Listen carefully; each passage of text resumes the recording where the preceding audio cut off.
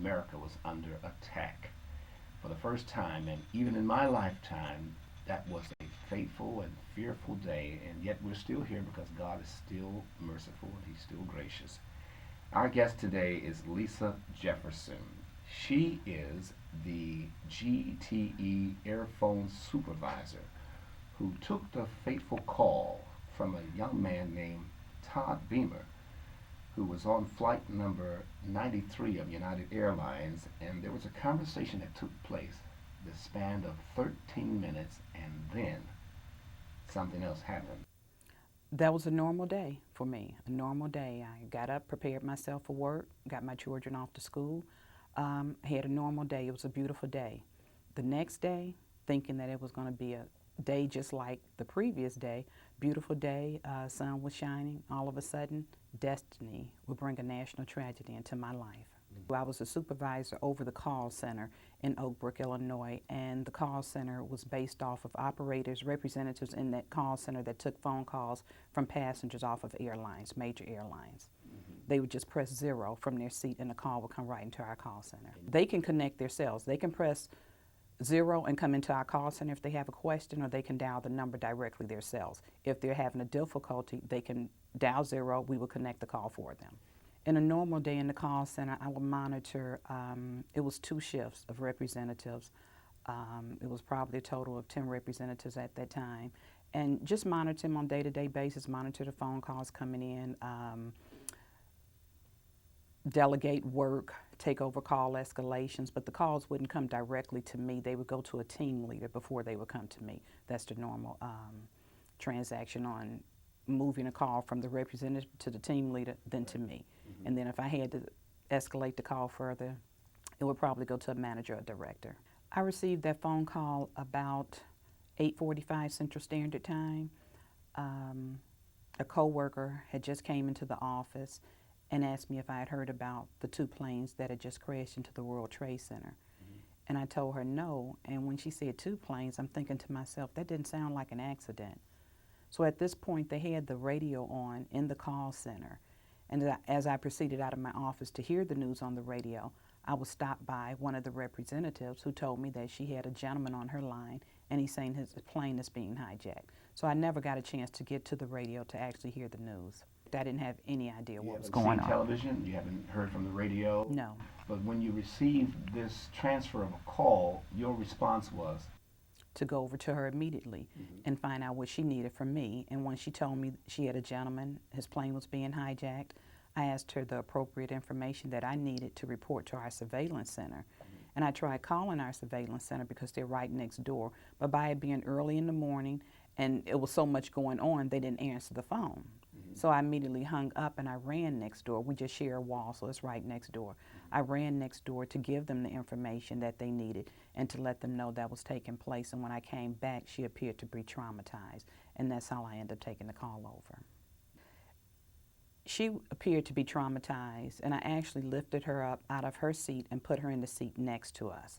I put her headset on, and when I sat down, I told him that I understand your plane is being hijacked. This is Mrs. Jefferson. Please explain to me in detail exactly what's happening. At that point, he told me that there were 3 people that had taken over the plane. 2 had knives and had locked themselves into the cockpit, and 1 was standing in first class facing the passengers with a bomb strapped around his waist and a red belt. There were 2 people lying down in first class. He couldn't tell if they were dead or alive, but he could tell that they were hurt. And the flight attendants were standing, and one of the terrorists that was standing in first class just happened to ask them to take a seat, and 1 just happened to sit next to him. So she relayed information to me that he couldn't, and she's the one who told me that it was the pilot and the co-pilot, and their throats had been slashed. And at that point, I asked him if there were any children on that flight, and he told me none that he can see, and I guess I was just concerned on who all was on that flight. The plane took a dive, and he yelled, "We're going down, we're going down. No, wait, we're coming back up. I think we're okay now." And he thought they were going to be okay. And he asked me, do I know what they want? Was it money, ransom, or what? I told him I didn't know because I didn't get a chance to find out. And I didn't want to relay anything to him that may have been wrong information. And at this point, I can see that there were people They knew I was on the phone in the call center, and they started to gather around me throughout the company. And I can hear them in the background saying that these were suicide attempts and they were taking these planes down on purpose. After I heard that piece, I just blocked everything out around me, and it was like it was just me and him. I felt like I was right there on that plane sitting next to him. We really don't know exactly how long the call was because I could have recorded the call from my office. Right. I would have been the only one, but I was out of the office. And I was trying to flag down a team leader to let them know to go record the call from my office because we don't record phone calls at all. Verizon does not record the phone calls, but in this case, we could have recorded it. And he didn't understand what I was saying, so I said, that's okay. I just didn't want to lose the focus. I didn't want to lose the call or anything, so I just let that go. And when the FBI asked me how long was I on the phone, I told them it wasn't that long. They said, well, just take a guess. I said 13 minutes, so that's where that came from. Okay. But I don't know. It was somewhere around 15 minutes or so. We're not sure. When you were talking to Todd Beamer, did he sound like someone who was under control, cool, calm, collected, or did he sound like someone who was really looking at imminent death that could take place? When I first took the call over, he was so calm, he made me doubt the severity of the call. I actually had to look at the monitor. We have a monitor that will show you the airline, the flight, if they're on the ground. So everything that he was giving me was the correct information that I had. But he was just so calm, he made me doubt that this was actually a hijacking. But the more I talked to him, the more I knew this was actually taking place. And at the time while you're talking to him, tell me some of the emotions you're going through. If you're 5 minutes in, 6 minutes in, you're probably changing your mind. This probably is real. What am I supposed to do now? I knew it was real the more I talked to him. And just like the call was passed on to me, I wish I could have passed the call on to someone else also. I really didn't want to be there at that time. I didn't want to have to face what I was going through, but I knew that I was the only one, and I knew I had to. That was my job. That's what I was supposed to do. So I just dealt with it, and I stayed calm with him, and we stayed together. I was there for him. I comforted him. We prayed together, and we prayed together on the phone. The plane took another dive, and at that point, he asked me would I cite the Lord's Prayer with him. I told him I would, and we recited the Lord's Prayer together, and I believe that gave him the extra strength that he needed to do what he needed to do, because he told me he was going to jump the guy with the bomb, that they had a plan. While you're having this conversation, where is the position of the hijackers that he would still be able to be on this phone for this length of time in the midst of this terrorist act? After Todd called me, it was a few minutes later, then the hijacker pulled the curtain to, and they couldn't see what was going on in first class. They can only hear what was going on, but they could not see. Right. And I asked him at any point if he felt his life was in jeopardy for talking to me, to sit the phone down, try not to hang it up. He told me he was free to talk. So at that point, we continued to talk. And I can hear other passengers in the background. I can hear the commotion. I can hear... Are you hearing screaming? I heard a man cry and scream, "Oh God, Jesus, help us." I can hear the flight attendant next to him, because she was so close, her voice was so close. She was screaming and crying. Todd raised his voice in a panic. And I can hear thumping up against the sides of the plane as if they were bodies shuffling. And right. I can just, the commotion is something that I would never ever forget. There's a lot of movies about plane rides and, adventure on planes. Can you relate to any movie that might have bring this picture to life to you? This was a real life situation. Right. And I saw the movie United 93. I saw both of them. I saw Flight 93 and United 93. Right. United 93 did a good job in portraying what the passengers went through. And that is more of a true picture on what I heard. Right. And I could visualize everything that was going on while I was talking to him. That's why I felt like I was right there sitting next to him on that plane. Were you ever consulted in terms of these movies so they can have a real life account from the one who was involved in that 13 minutes? Yes, yes. There was a woman that played my part, and that movie showed their life outside of the plane. But United 93 really was just geared on their life on the plane. It didn't show their life outside of the plane. You can see them on the phones, but you didn't know who they were talking to. Right. So both of them were put together very well, and I was consulted. You had something planned when you were going to be finished with the job. You were going to work, do your job, and then at the end of the day, what did you have planned for that day? Just spending the evening with my family. And you have a husband and two kids, right? Yes. What are their names? Lanye, she's 13, and Warren the second, he's 11. Okay, and of course, if he's Warren the second, Warren is That's right. 13 minutes. It sounds like forever. And as you come to the last few minutes, what can you recall? The plane took another dive. Actually, it was turning around. It didn't go down. And Todd said, "We're going back down." "Oh, wait, we're turning around. I think we're going north now." At this point, I don't know where we're going. And he just said, "Oh, my God, I just don't know where we're going." And he hollered out, "Lisa." And I'm wondering, how did he know my first name? Because I know when I introduced myself to him, I said, "Mrs. Jefferson." And I said, "Yes." And he said, "Oh, I'm sorry, that's my wife's name." And I said, "And that's my name too, Todd." And he said, "Oh my God." He just couldn't believe that all of these connections, everything was coming together. And we talked, we prayed together, we talked about his private life, his family.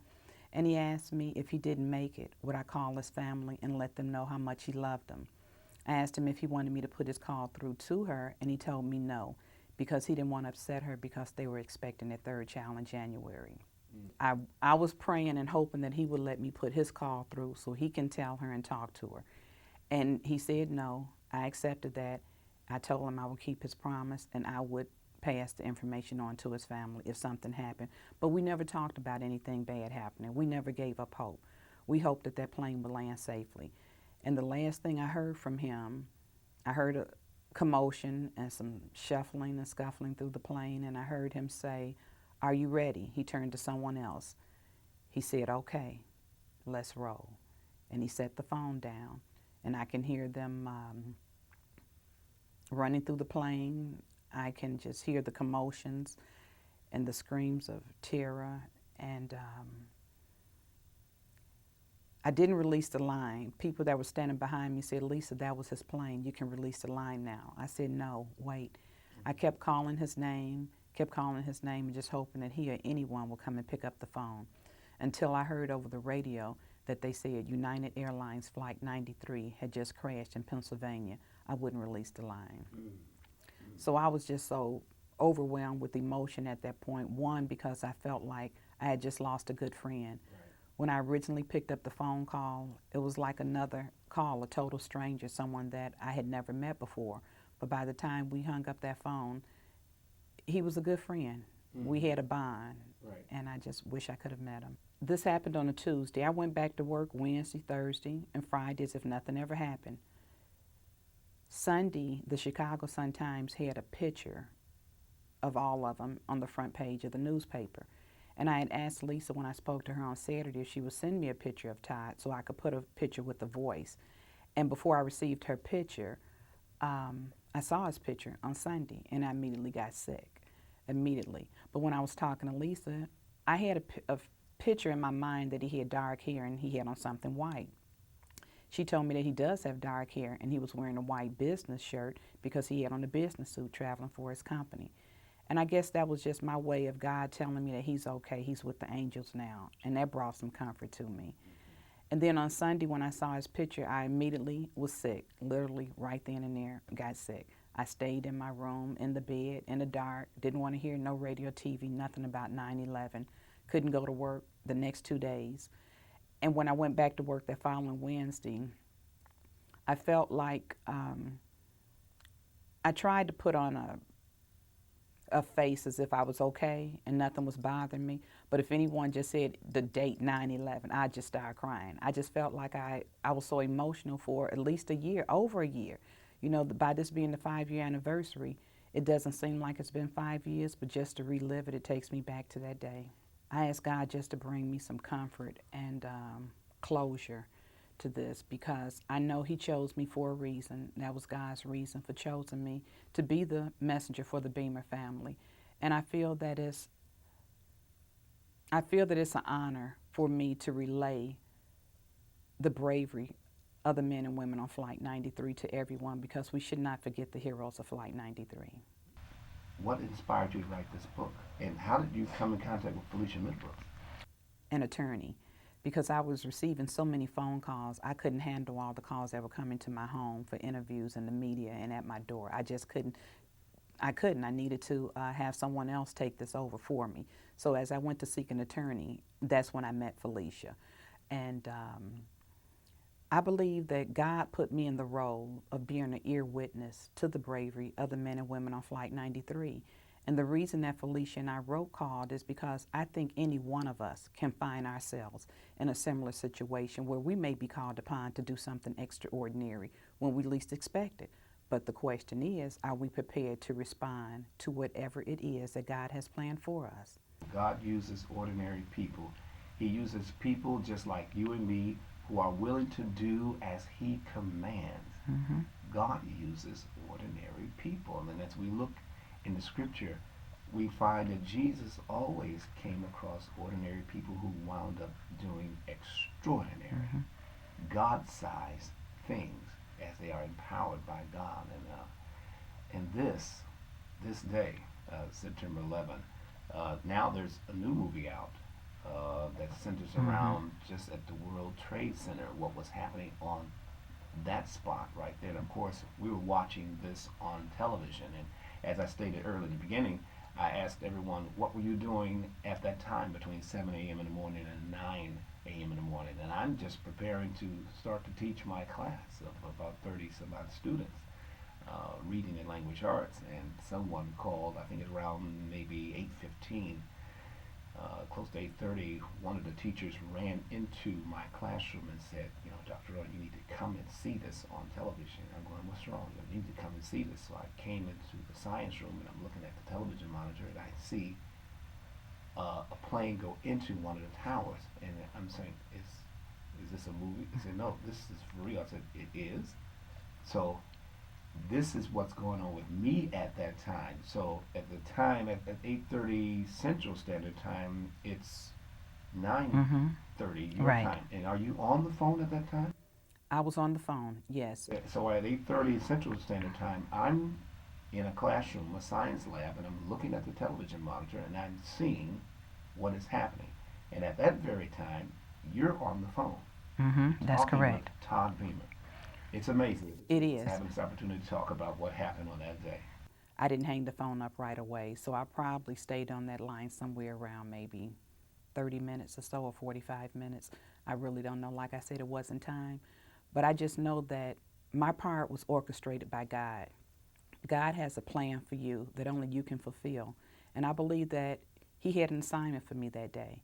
And I just happened to be available, and He was able to use me. There's a song called I'm Available for You. Lord, use me, whatever you want me to do. Lord, here I am, Lord, available to do as you have so instructed me to do. There's two songs that you just brought to my mind. And when I look at this book, what are we going to find out? When we read this book, it said called. What am I going to find out? The first thing I'm going to find out is, hello, my name is Mrs. Jefferson. I understand your plane is being hijacked. And at the time you said that it's 9:45 a.m., flight number 93 on September 11, 2001. You're going to find out that I was just an ordinary person. And spiritually, this has brought me closer to God. It's changed my life in so many ways that day. I find myself praying more often over any situation. And being a private person, I've always shared my views with family and friends, and now I find myself sharing them with the media. And being an ordinary person, I find this hard, just sharing my views with the media. You were a very obscure person in this entire event in history because for a very long time, who was Lisa Jefferson? We didn't know because at the time when all the media stories were breaking forth, you were not part of it. I didn't see it because I'm a news person. I'm watching every cable news station. I'm listening to the radio. I'm part of the journalistic world, and I did not know, nor did I see who Lisa Jefferson was. You were just not part of the immediate ongoing story for a long time. When did they finally say, we better talk to the GTE's phone supervisor who was on the phone with Todd Beamer? And the FBI immediately told me not to contact the family and not to say anything until they finished their investigation. They contacted me on Friday and told me that it was okay to speak to Lisa Beamer and relay my message to her. And I had a hard time trying to figure out how would I contact her. I didn't know if I would call her and say, hello, Lisa, this is Lisa. I'm thinking that didn't sound right. Hello, Lisa, I just spoke to your husband. That didn't sound right. So I had a hard time trying to find out how to approach her. And my director and I sat down and we thought about sending a letter to United Airlines, which has like a crisis center type of people for situations like this. So we faxed the person that was in contact with her a letter letting her know that I had a message for her, and when she's ready to talk, she can call me. And that's when we ended up talking that following Saturday. And what happened was that the Pittsburgh newspaper had been contacting her to see if they had heard anything regarding her husband, what role he played in the flight, and she told them she didn't hear anything, so she assumed that he didn't have a role. And when she spoke to me, she asked me, could I please call them and would I be willing to give them an interview? And I told her I would do it for her. So I did. And from doing that one interview, I could have wrote my number and my name in neon lights because the phone has not stopped since that time. Since that time. Yes. We looked at Lisa Jefferson, who had a very important and pivotal role in this. Now all of a sudden you're getting a lot of media press. We're now 5 years past, and we did not know about you, or the stories were not centered around you to pull you in until what, 2 or 3 years after the event, before you really became known. And then another thing, the pilot on the plane, First Officer Leroy Homer, was African American. We had no idea. That's true. Was playing an important role and was part of this history being written. To believe that I'm part of history, and one day my kids may be reading about me in their history books. Yes, and we will be telling your story in the social science classes about this lady named Lisa Jefferson. Who should get this book? Who should get this book? Anybody? The book was meant to encourage those that may be facing a difficult time in their life. And Felicia and I just wrote Called to Encourage Those. And based off the responses that I received, each time I tell this story, we felt that it should be in writing. And you put the book in writing. How many copies do we have in print, do you know? I believe it's 30,000. How was that experience on Oprah Winfrey? We met first in person on the Oprah show, but we asked that we meet in the green room before we met in person on stage, and she agreed. And how was that meeting? We hugged, we cried, and she thanked me for being there for her husband, and she called me a pillar of strength. And I'm just glad now that I can see the happiness that I have brought to his family, that I was there for him at that time, because he told me he just wanted to have someone to talk to, and God chose me to be there for him. Your life has changed forever, so what are you doing now? Well, I'm no longer with Verizon. I was laid off from there last April. I was laid off from there with over 20 years of service. So since that time, I went back to school and took up a course because I'm looking at changing professions, going into the medical field now. So right now, I'm just really promoting the book, and maybe later this year, I'll be seeking employment. One final thought. If you had to do it all over again, would you want to be put in that position? No, I wouldn't. I wouldn't want to be put in that position, but if God chose me again, I would be available for him. You would be available? But not by my choice, no. If the Lord put you there, you're going to be there? I would be there. I would be there for him. Wonderful. And you said that your favorite Bible verse was the Lord's Prayer. That's correct. Why don't you go ahead and say it? Our Father, who art in heaven, hallowed be thy name. Thy kingdom come, thy will be done, on earth as it is in heaven. Give us this day our daily bread, and forgive us our trespasses, as we forgive those who trespass against us. And lead us not into temptation, but deliver us from evil. For thine is the kingdom, and the power, and the glory, forever and ever. Amen. Quite a story.